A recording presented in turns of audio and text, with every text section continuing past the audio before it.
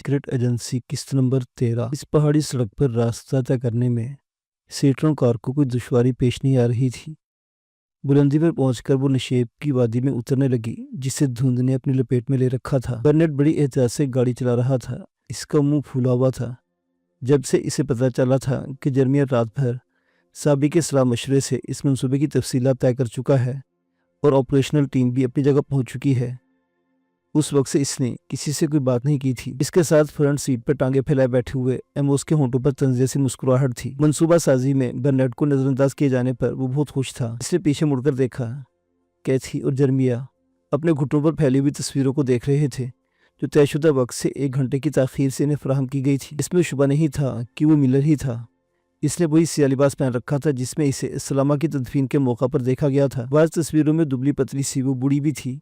इसके बाल सफ़ेद हो चुके थे। इसने खरगोश की खाल का सस्ते किस्म का कोट और पुराने किस्म के शूज़ पहन रखे थे। एक तस्वीर में वो एक रेस्टोरेंट में बैठी दिखाई दे रही थी। ये तस्वीर बाहर से खींची गई थी, जबकि रेस्टोरेंट के अंदर खासा हुजूम नजर आ रहा था। एक और तस्वीर में इन्हें सड़क पर टहलते हुए दिखाया गया था। मिलर ने बुढ़िया का हाथ थाम रखा था। बुढ़िया के चेहरे पर करख्तगी के तासुरात थे, लेकिन इसकी आंखों में अजीब सी चमक थी। लगता था जैसे वो बराह रास्त कैमरे की तरफ देख रही हो। होटल पहुंचने के बाद जर्मिया ने फैसला करने में देर नहीं लगाई थी। इसने फ़ोन का रिसीवर उठाया और नंबर मिला के पहले से तयशुदा लफ्ज़ एवरग्रीन दोहराकर फ़ोन बंद कर दिया। ये मिलर को अगवा करने के लिए ग्रीन सिग्नल था। इसके बाद उन्होंने पूरी तरह नाश्ता भी नहीं किया था और बड़ी उजलत में होटल से निकल गए थे। वो क्या है? बर्नेट बड़बड़ाया। इसके सामने दुनिया अचानक ही 2 होले उभर आए। बर्नेट स्टीयरिंग व्हील पर कदरे आगे झुककर गौर से इन होलों को देखने लगा। कारें। वो एक बार फिर बड़बड़ाया और 1 सेकंड बाद उसके मुंह से बेख्तियार निकला, हमारी कारें। इसने बड़ी एहतियात से अपनी कार सड़क के खड़ी हुई इन दोनों कारों के पीछे रोक ली। अगली कार में से एक इंसानी होला नुमदार हुआ। 1 सेकंड को सेट्रोन के सामने रुका। फिर इसने आगे बढ़कर पिछला दरवाजा खोल दिया। वो मोसाद के ऑपरेशनल टीम का सरबराह साबी था। बुरी खबर है जर्मिया। वो दरवाजे में घुसने की कोशिश करते बोला। कैथी और जर्मिया इसे जगह देने के लिए सीट की दूसरी तरफ सिरक गए। हमारा पंछी 1 घंटा पहले उड़ चुका है और अब पिंजरा खाली है। क्या बकवास कर रहे हो? जर्मिया के हलक से भीड़ी किसी गुर्राहट निकली। वो 1 घंटा पहले रोशनी की पहली किरण के साथ ही निकल गया, साबी ने जवाब दिया। सर्दी की शिद्दत से इसका चेहरा सुर्ख हो रहा था। जिस वक्त हमने तुम्हारा ग्रीन सिग्नल रिसीव किया था, इस वक्त में मकान से निकलकर सड़क पर पहुंच चुका था। तुमने सिग्नल देने में इतनी ताखीर क्यों की? तस्वीरें तैयार नहीं हुई थी, कहते हुए जर्मिया के होंठ भींच गए। इसके साथ इसने खूंखार निगाहों से बर्नेट की तरफ देखा। बहरहाल साबी ने कंधे झुकाते हुए कहा, तुम्हारा ग्रीन सिग्नल मिलने में इतनी ताखीर हो चुकी थी कि इस पर काबू पाने की कोशिश करना बेकार होता, क्योंकि हम हाईवे पर कोई ऐसी वैसी हरकत करके किसी किस्म का खतरा मोल नहीं ले सकते थे। हम उसने कनैक्यों से जर्मिया की तरफ देखा। इसने बड़े मियाँ को कभी इस कदर गुस्से में नहीं देखा था। वो बिल्कुल बेहिस्सू हरकत बैठा हुआ था। आंखों के गोशों से चिंगारियां फूट रही थी। अब वो कहाँ है? बिलाखिर इसने पूछा। डैडी इसके ताकों में गया है। जिनेवा में रुके बगैर वो कोइंट्रा एयरपोर्ट पहुंच गया और कस्टम्स वगैरह से निपटने के बाद इसने पेरिस जाने वाली पहली परवाज में सवार होने का मुंतजिर है। जर्मिया के मुंह से गहरा सांस निकल गया। वो अपनी भिजी हुई मुट्ठियों को देखते हुए सर को दाएं बाएं हरकत देने लगा। लानत हो, वो बड़बड़ाया। इंतहाई मेहनत से तैयार किए मंसूबे का महज इसलिए बेड़ा गर्क हो गया कि वो कमबख्त टेक्नीशियन वक्त पर तस्वीरें तैयार नहीं कर सका। लानत हो उस पर। हम उसे पेरिस में पकड़ सकते हैं, साबी ने कहा। हमारे आदमी एयरपोर्ट पर इसके मुंतजिर होंगे। हम मकाना बातें मत कर। पेरिस में इस पर हाथ डालना आसान नहीं होगा। यहाँ की बात और थी। वो हमारी मुट्ठी में था, इसके बावजूद निकल गया। इसके खामोश होते ही कार की फिजा में सन्नाटा तारी हो गया। चलो वो बात जर्मिया ने ही जुबान खोली। मालूम कि वो बुढ़िया कौन है? तुम्हारी तरफ से ग्रीन सिग्नल मिलने से पहले मैंने टैडी इस मामले में बात की थी। इसने बताया था कि एक मौका पर इस नौजवान ने बुढ़िया को म्यूटी कहकर मुखातिब किया था। म्यूटी जर्मन जुबान में माँ को कहते हैं। माँ? जर्मिया के चेहरे पर उलझन के तासुरात उभर आए। वो कौन है? इसका नाम क्या है? अभी तक मालूम नहीं हो सका, साबी ने कंधे झुकाए। लेकिन ये कोई मसला नहीं, इसके एड्रेस हमें मालूम है, नाम का पता भी चल जाएगा। ठीक है, अब चलो यहाँ से। जर्मिया ने कहा कि अब तुम इस मकान पर जाना पसंद करोगे जो तुम्हारे हासिल किया गया था। इस मरतबा एमोस बोला, क्या तुम टीम के आदमियों को? मैं कहता हूँ चलो। जर्मिया के हालत से गुर्राहट से निकली, साबी तुम हमारे साथ ही रहो और बर्नेट को रास्ते के बारे में हिदायत देते रहो। बर्नेट ने इंजन स्टार्ट कर दिया। इन्हें गाँव में दाखिल होकर गुजरना पड़ा। बर्नेट ने कार की रफ्तार तेज़ कर दी। एमोस अपनी जगह बेहिस सुरकत बैठा बाहर देख रहा था। बड़ा खूबसूरत गाँव था। छोटे छोटे कॉटेज बड़े अच्छे लग रहे थे। ایک چھوٹا سا چرچ بھی نظر آ گیا۔ ایک چوراہے پر برنر نے رفتار کم کیے بغیر گاڑی اچانک کی دائیں طرف والی سڑک پر موڑ دی۔ گاڑی اس گھوڑا گاڑی سے ٹکراتے بچی جس پر دودھ کے بڑے بڑے کین لدے ہوئے تھے۔ کار کی وجہ سے گھوڑے بے قابو ہو گئے۔ بوڑھے گاڑی بان نے گھوڑوں کو کنٹرول میں رکھنے کی کوشش کرتے ہوئے عجیب سی نگاہوں سے ان کی طرف دیکھا تھا۔ 2-4 منزلہ عمارتیں گاؤں کے جنوبی سرے پر واقع تھیں۔ سرخ چھتوں والے خوبصورت ولاس کے مقابلے میں یہ بے رنگ عمارتیں خاصی بھدی لگ رہی تھی۔ وہ ہے اس بڑھیا کا مکان۔ صابر نے بائیں طرف سڑک کے کنارے پر واقع تیسرے مکان کی طرف اشارہ کیا۔ مکان کے برآمدے میں ابھی تک زرد روشنی والا بلب جل رہا تھا۔ اس طرف سے آؤ جرمیا، کیتھی نے کہا، لیکن جرمیا نے شاید اس کی بات نہیں سنی تھی۔ وہ گیٹ کے دائیں طرف رکے بغیر لیٹر باکس پر لکھا نام پڑھنے کی کوشش کر رہا تھا۔ دفعتاً وہ اس طرح بے حس حرکت ہو گیا جیسے وہ پتھر کے مجسمے میں تبدیل ہو گیا ہو۔ اسے اپنے رگوں میں خون منجمد ہوتا محسوس ہونے لگا۔ کیا بات ہے جرمیا؟ کیتھی نے اس کا ہاتھ پکڑ کر ہلکا سا جھٹکا دیتے ہوئے پوچھا۔ جرمیا اب بھی بے حس حرکت کھڑا تھا۔ اس کا چہرہ راکھ کی طرح مرجھایا ہوا اور آنکھیں پھٹی ہوئی تھی۔ بالآخر اس نے ہاتھ اوپر اٹھایا اور انگلی سے گیٹ پر لگے لیٹر باکس کی طرف اشارہ کیا۔ نینا کولائی شیک، وہ بڑبڑایا۔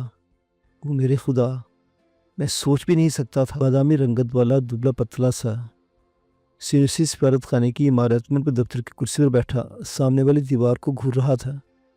اس کا منہ اس طرح پھولا ہوا تھا جیسے کسی بات سے ناراض ہو۔ یورپین لباس میں وہ اپنے آپ میں عجیب سی بے چینی محسوس کر رہا تھا۔ بڑا کوٹ اس کے استخوانی جسم پر خاصا ڈھیلا تھا۔ کلف لگے ہوئے کالر اور ٹائی کی گرہ سے اسے اپنا سانس گھٹتا سا محسوس ہو رہا تھا۔ گیتا سینوسی کو کئی وجوہات کی بنا پر پیرس سے نفرت تھی۔ سخت سردی، شہر کے علاقے میں لوگوں کی بھیڑ بھاڑ، سڑکوں پر دندناتی ہوئی کاروں سے زیادہ طوائفیں ہر راہگیر کو گھیرنے کی کوشش میں مصروف نظر آتی، اور بگڑا ہوا معاشرہ۔ سینوسی ابھی تک اس عیاش قوم کو نہیں سمجھ سکا تھا۔ اگر اس کے بس میں ہوتا تو بہت عرصہ پہلے یہاں سے بھاگ کر اپنے وطن واپس پہنچ چکا ہوتا، جہاں اسی عریض ریت کے سمندر میں کاروانوں کے اونٹوں کی گردنوں میں بندھی گھنٹیوں کی آوازیں بڑا سیرنگیز تاثر پیش کرتی تھیں۔ وہ ایک چرواہے کا بیٹا تھا۔ اس کی ماں کا تعلق بھی دراز کے پہاڑی علاقے میں آباد ایک قبیلے سے تھا۔ اس کے 3 بھائی اور بھی تھے۔ 17 سال کی عمر میں اس نے اپنے والدین کا گھر چھوڑ دیا تھا۔ یہ اس کے باپ کی خواہش تھی کہ کم از کم ایک بیٹا فوجی افسر بنے، اور یہ کرہ کیتا کے نام نکلا تھا۔ کیتا بزدل نہیں تھا۔ ایک مرتبہ فوجی وردی پہن لینے کے بعد اس نے کبھی بھی فوج سے بھاگنے کی کوشش نہیں کی تھی، لیکن فوج کی سخت پابندیاں اسے ناپسند تھیں۔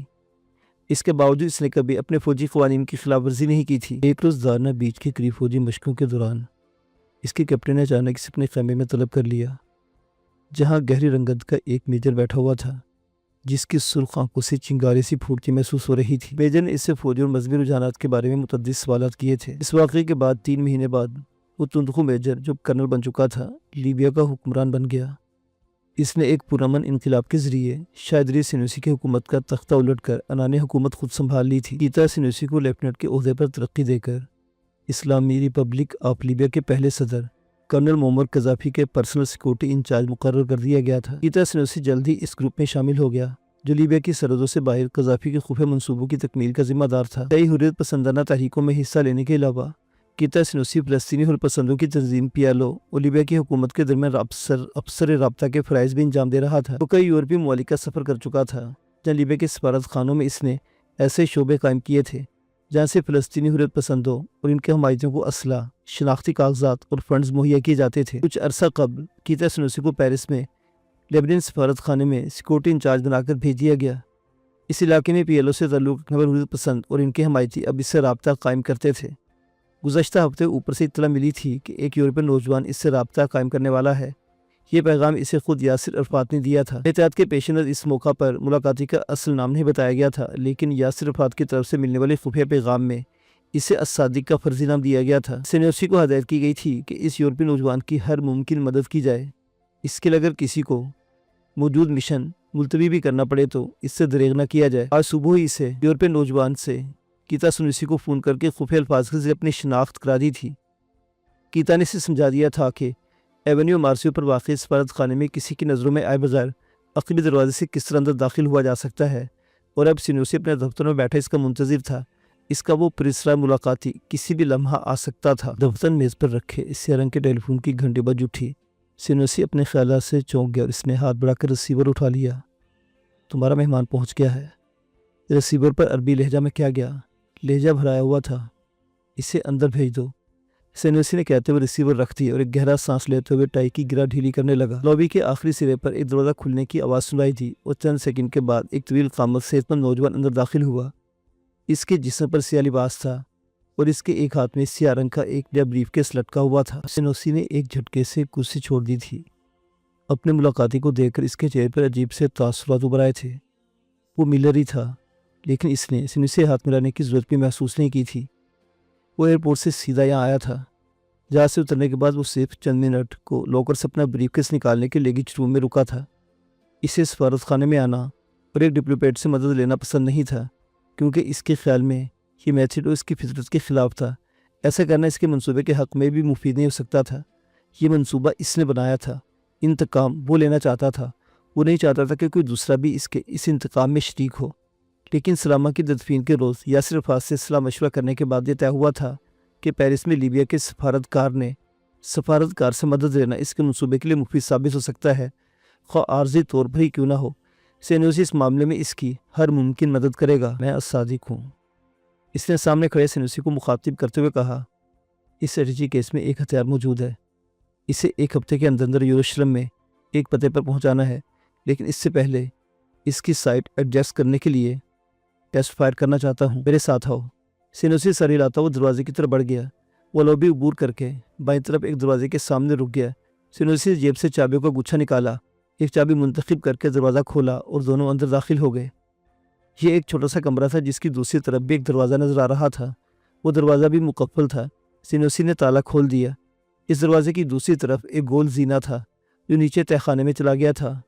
नीचे भी एक कमरा था, लेकिन इस कमरे की सामने वाली दीवार फर्श से छत तक प्लास्टिक के मोटे पैडिंग मटीरियल से ढकी हुई थी।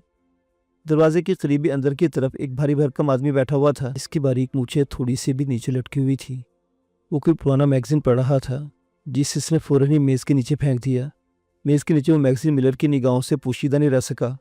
वो फ्रांसीसी मैगज़ीन था जिसके सरवर्क पर एक औरत की उरिया तस्वीर थी। वो शख्स मुतशब्बिह निगाहों से मिलर की तरफ देखने लगा। इसका हाथ बेल्ट में उससे भारी रिवाल्वर के दस्ते पर पहुंच गया था। सेनुसी इसको देखते हुए सर हिलाया और आगे बढ़कर पैडिंग मटीरियल वाली दीवार का दरवाज़ा खोल दिया। सबसे पहले वो खुद दरवाजे में दाखिल हुआ। अंदर दाखिल होती इसने दाएं तरफ की दीवार पर लगा स्विच ऑन कर दिया। बैक वक्त कई ट्यूबलाइटें जल उठी और वहाँ दिन की रोशनी सी हो गई। ये एक वसीअरीज हॉल था जो दरअसल शूटिंग रेंज के तौर पर इस्तेमाल होता था। साउंड प्रूफ तहखाने में होने वाली फायरिंग की आवाज़ बाहर नहीं सुनी जा सकती थी। 60 फीट लंबे इस हॉल में शूटिंग के लिए 5 ट्रैक बने हुए थे, जिन पर ऑटोमेटिक टारगेट प्लेस थे। दीवारों के साथ इन्हें स्टील की भारी भरकम अलमारियाँ इस्तादा थी। मिलर को समझने में देर नहीं लगी कि इन अलमारियों में मुख्तलिफ किस्म का असला भरा हुआ था। एल्यूमिनियम की टाइप वाली एक लंबी सी मेज़ पर मुख्तलिफ अक़साम के औजार बड़े सलीके से सजे हुए थे। यह तहखाना भी कीता सेनुसी ने तैयार कराया था। या फ़लस्तीन और लीबिया के हुर्रियत पसंद न सिर्फ नए असले की फौरी तरबियत हासिल करते थे, बल्कि इन्हें मुख्तलिफ मुहम्मात के तौर पर ज़रूरी असला फराहम भी किया जाता था। मिलर ने चारों तरफ देखते हुए पसंदीदा अंदाज में सर हिलाया। फिर वो इन दोनों की तरफ मुड़ते बगैर बोला, बेहतर होगा कि तुम दोनों मुझे इस कमरे में कुछ देर के लिए तनहा छोड़ दो। मैं अकेले में ये काम करना चाहता हूँ। इसके लहजे में सर्द मोहरी नुमायाँ थी। मैं तुम्हें यहाँ अकेले नहीं छोड़ सकता। सेनुसी ने भी सर्द लहजे में जवाब दिया। तुम्हें इस सिलसिले में वाज़ेह अहकामात मिल चुके हैं। मिलर ने से घूरा। अब दो ही सूरतें हैं, या तो मुझे तनहा छोड़ दो या यासिर अरफात के दूसरे केबल का इंतजार करो। सेनुसी के होंठ भींच गए। इसकी आंखों में अचानक की सुर्खी से उभर आई थी। वो बार बार मुट्ठियाँ भींच रहा था। इसने कुछ कहने के मुँह खोला, लेकिन फिर शिकस्ता खूर्द अंदाज में इसका चेहरा लटक गया। चलो, इसने दरवाजे की तरफ देखते हुए कहा, फिर अपने साथी को इशारा कर दिया। 1 मिनट। मिलर ने हाथ की तरफ इसकी तरफ हाथ फैलाते हुए कहा, इस दरवाजे की चाबी। हलाकुटाई मूछ वाले सेनुसी की तरफ देखा। अपने ऑफिसर के साथ मिलर का इस तर्ज अमल पर इसके चेहरे पर भी गुस्से के तासुरात उभर आए। सेनुसी ने इस बात में सर हिला दिया और दूसरे शख्स ने ज़ेरे-लब कुछ बड़बड़ाते चाबी मिलर की हथेली पर रख दी। इन दोनों के बाहर निकलते मिलर ने धड़ से दरवाज़ा बंद करके लॉक कर दिया। इसने अपने लिए बाएं तरफ का आखिरी शूटिंग ट्रैक मुंतखब किया और ब्रीफ के सामने रखकर एहतियात से खोल दिया। फ्रेगमेंटें मुख्तलिफ हिस्सों में सूरत में ब्रीफ केस में पड़ी थी। इसने तमाम हिस्से जोड़कर चैम्बर में गोली भरी और एगमेंटर को ट्रैक पर रखकर टारगेट को स्विच दबा दिया। ट्रैक के आखिरी सिरे पर मोटर चलने की हल्की सी आवाज़ सुनाई दी और कार्डबोर्ड का टारगेट ट्रैक पर आहिस्ता आहिस्ता इसकी तरफ आने लगा। मिलर ने कार्डबोर्ड पर लगा हुआ प्रिंटेड टारगेट उतारकर फर्श पर फेंक दिया और फुल कोट के अंदरूनी जेब से कागज़ निकाल लिया, जिसमें कई तहें लगी हुई थी। तहें खोल कर इसने कागज़ टारगेट बोर्ड पर लगाया और एक कदम पीछे हटकर इसका जायज़ा लेने लगा। इस चिकने कागज़ पर एक आदमी की तस्वीर बनी हुई थी। ये तस्वीर जिस्म के ऊपर वाले हिस्से की थी। یہ دنیا کی وہ معزز اور معروف ترین شخصیت تھی جو ملر کے ہاتھوں قتل ہونے والی تھی۔ ملر نے تصویر کا جائزہ لینے کے بعد دوبارہ ٹارگٹ سوئچ دبایا۔ ٹارگٹ آہستہ آہستہ پیچھے سرکنے لگا اور بالآخر ٹریک کے آخری سرے پر پہنچ کر رک گیا۔ اس نے ریگمنٹن پستول اٹھا لیا اور بڑے ماہرانہ انداز میں اس پر لگی دوربین کا فاصلہ ایڈجسٹ کرنے والی ناپ کو حرکت دینے لگا۔ لینس پر پہلے تو دھند سی رہی، لیکن جیسے جیسے وہ ناپ کو حرکت دے رہا تھا اس کی آنکھوں کے سامنے ٹارگٹ پر لگی تصویر واضح ہوتی جا رہی تھی۔ بالآخر سے تصویر میں دل کے مقام پر نشانہ لے کر ٹریگر دبا دیا۔ اس کے ہاتھوں کو ہلکا سا جھٹکا لگا اور ہال فائر کی آواز سے گونج اٹھا۔ اسے استعمال شدہ کارتوس نکال کر چیمبر میں دوسری گولی بھری اور پستول کو دونوں ہاتھوں میں اٹھا کر شیش باندھنے لگا۔ پہلی گولی نے تصویر میں دل کی بائیں طرف نیچے ذرا سوراخ بنا دیا تھا۔ اس نے ایلومینیم ٹائپ والی میز میں سے ایک چھوٹا سا اسکریو ڈرائیور اٹھایا اور پستول کے سائڈ اسکریو کو ایڈجسٹ کرنے لگا۔ چند سیکنڈ بعد اس نے دوسرا فائر کیا۔ اس مرتبہ گولی دل سے کچھ اوپر لگی تھی۔ اسے اسکریو کو تھوڑا سا ڈھیلا کر کے پھر فائر کر دیا۔ اس مرتبہ بھی گولی دل سے کچھ اوپر لگی۔ اس نے ایک بار پھر اسکریو ڈرائیور اٹھا لیا۔ چوتھی گولی ٹھیک نشانے پر لگی تھی۔ اس نے سائڈ اسکریو کو اسی جگہ رہنے دیا۔ 3 اور فائر کیے۔ تینوں گولیاں تصویر میں دل کے مقام پر ایک ہی جگہ لگی تھی۔ اس کے چہرے پر طمانینی سی آ گئی۔ اس نے ٹارگٹ کا سوئچ دبایا۔ ٹارگٹ ٹریک پر سرکتا ہوا قریب آ گیا۔ اس نے تصویر اتار کر اپنے سامنے رکھ لی اور گہری نظروں سے اپنے نشانوں کا جائزہ لینے لگا۔ پھر مطمئن انداز میں سر ہلا تو اس نے ایک مخصوص قسم کا سیمپ پستول کے سائڈز کے سکیو پر لگا دیا تاکہ وہ اپنی جگہ سے حرکت نہ کر سکے۔ میز پر بائیں طرف سرخ رنگ کا ایک چھوٹا سا ڈبہ رکھا ہوا تھا۔ اس نے برش اٹھایا، رنگ میں تر کیا اور تصویر میں ٹھیک دل کے مقام پر بنے تینوں سوراخوں پر دائرہ کھینچ دیا۔ اس سے جیسی تصویر اٹھائی، تصویر پر لگا ہوا رنگ نیچے کی طرف بہنے لگا۔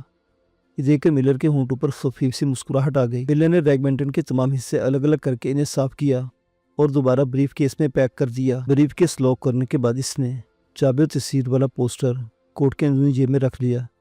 جب وہ دروازہ کھول کر باہر نکلا تو سینوسی کے ساتھی ملیکا کمرے میں بیٹھے سرگوشے میں گفتگو کر رہے تھے، لیکن اسے دیکھ کر وہ یکایک خاموش ہو گئے۔ چلو میرا کام ختم ہو چکا ہے۔ ملر کا مخاطب سینوسی تھا۔ جب وہ دوسرے آدمی کی نگاہوں سے اوجھل زینے کی لینڈنگ پر پہنچا تو ملر نے بریف کیس اور کاغذ سینوسی کے ہاتھ میں تھما دیا۔ یہ بریف کیس 1 ہفتے کے اندر یروشلم پہنچ جانا چاہیے۔ جو بھی شخص بریف کیس لے کر جائے گا اس سلپ پر لکھے نمبر پر یروشلم میں اپنی آمد کی اطلاع دے گا۔ میرے آدمی وہاں اس کے منتظر ہوں گے۔ سینوسی کا منہ پھولا ہوا تھا۔ وہ اجنبیوں کا رعب یا سرد رویہ برداشت کرنے کا عادی نہیں تھا، لیکن یہ معاملہ یاسر عرفات کا تھا، اس لیے وہ ملر کو تو کچھ نہیں کہہ سکتا تھا، لیکن اس کے دل میں خواہش ضرور تھی کہ جلد سے جلد اس سے چھٹکارا حاصل ہو جائے۔ کچھ اور منہ پھولا ہوا ہونے کے باوجود اس نے اخلاقی طور پر پوچھ لیا، ہاں ممکن ہے یہاں تک آدمی میرا تعاقب کیا گیا ہو، لیکن اب میں اس کو یقینی بنانا چاہتا ہوں کہ جب میں یہاں سے جاؤں تو کوئی میرا تعاقب نہ کرے۔ ملر نے کہا، ٹھیک ہے ہم اس مسئلے سے بھی نمٹ لیں گے۔ سینوسی نے جواب دیا۔ اس مسئلے سے نمٹنا واقعی مشکل نہیں تھا۔ ماسکو میں 6 مہینے کے کریش کورس کے دوران اس نے اس جیسے ایمرجنسی معاملات سے نمٹنے کے لیے KGB سے خصوصی تربیت حاصل کی تھی۔ ملر سے بریف کیس لینے کے 10 منٹ بعد وہ ملر کی روانگی کے سلسلے میں تمام تیاری مکمل کر چکا تھا۔ سفارت خانے کے اندرونی احاطے میں 5 کاریں روانگی کے لیے تیار کھڑی تھیں۔ ان کے انجن سٹارٹ تھے تو کاریں ایسی تھیں جن میں 4 افراد بیٹھے ہوئے تھے، باقی 3 بظاہر خالی تھی۔ ڈرائیوروں کے علاوہ ان میں اور کوئی بھی نظر نہیں آ رہا تھا، لیکن ان میں سے ایک کار ایسی تھی جس میں ایک مسافر موجود تھا۔ وہ مسافر ملر تھا جو پچھلی سیٹ کے قریب فرش پر لیٹا ہوا تھا۔ گیتا سینوسی نے جیسے ہی اشارہ دیا، سفارت خانے کا گیٹ کھل گیا اور تمام کاریں حرکت میں آ کر تیزی سے گیٹ سے باہر نکل گئی۔ گیٹ سے نکلتے ہی تمام کاروں نے مختلف راستے اختیار کیے۔ ملر تیسری کار میں تھا۔ وہ 2 اسرائیلی ایجنٹ جنہوں نے ایئرپورٹ سے ملر کا تعاقب شروع کیا تھا، انہوں نے اپنی مدد کے لیے کچھ اور آدمی بھی بلوا لیے تھے جو سفارت خانے کے سامنے والے گیٹ کے پچھلے راستے کی بھی نگرانی کر رہے تھے۔ لیکن جب سفارت خانے سے ڈپلومیٹک کاروں کا جلوس برآمد ہوا تو اسرائیلی ایجنٹ پوری طرح بوکھلا گئے۔ اسرائیلی ایجنٹوں کی کار نے ایک لمحہ ضائع کیے بغیر سفارت خانے سے برآمد ہونے والی 5 میں سے ایک لیموزین کا تعاقب شروع کر دیا، لیکن کچھ دیر بعد جب وہ لیموزین نارتھ افریقی ریسٹورنٹ کے سامنے رکی اور 4 لیبین سفارتکار نیچے اترے اور اسرائیلی سر ٹاپتے رہ گئے، ملر انہیں غصہ دینے میں کامیاب ہو گیا تھا۔ سفارت خانے سے رخصت ہونے سے پہلے ملر نے سینوسی سے بڑی گرمجوشی سے ہاتھ ملایا۔ خوش اخلاقی کے اس مظاہرے میں اس نے کوئی حد نہیں سمجھا تھا، کیونکہ وہ اچھی طرح جانتا تھا کہ یہ سینوسی سے اس کی آخری ملاقات تھی۔ سینوسی کے دن گنے جا چکے تھے، وہ عنقریب موت کے گھاٹ اتار دیا جانے والا تھا۔ معزز سامعین و ناظرین، یہ داستان ابھی جاری ہے۔